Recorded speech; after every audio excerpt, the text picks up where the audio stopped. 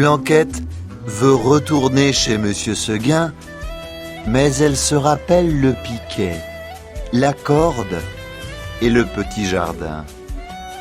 Maintenant, elle connaît la liberté et elle sait qu'elle ne peut plus vivre en captivité.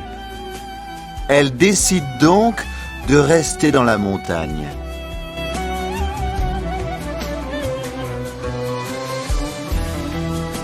Soudain, elle entend un bruit derrière elle. Elle se retourne et voit dans l'ombre 2 oreilles courtes et droites et 2 yeux qui brillent. C'est le loup. Énorme et terrifiant, le loup regarde Blanquette. Il prend son temps. Il sait qu'il va manger la petite chèvre de Monsieur Seguin.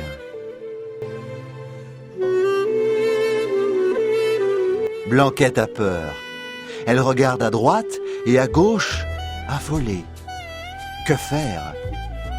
Le loup commence à rire méchamment.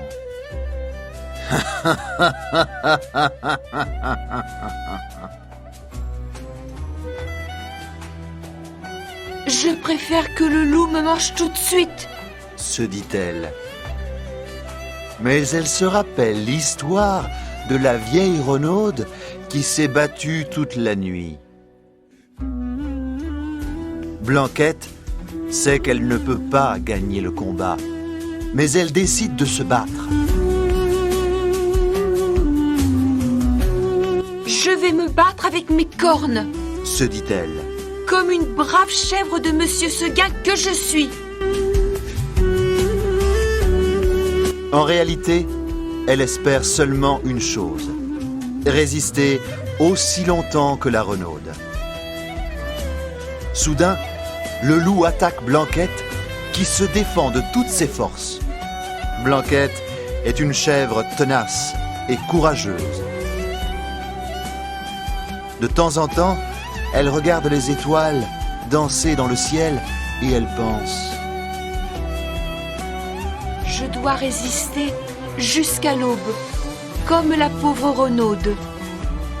Les unes après les autres, les étoiles s'éteignent.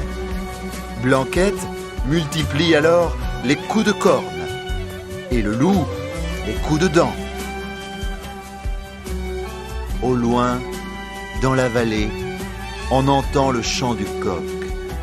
Puis, une pâle lumière se lève à l'horizon. Le jour est enfin arrivé. Pense Blanquette. Je peux mourir maintenant. La pauvre bête s'allonge alors dans l'herbe. Sa belle fourrure blanche est tachée de sang.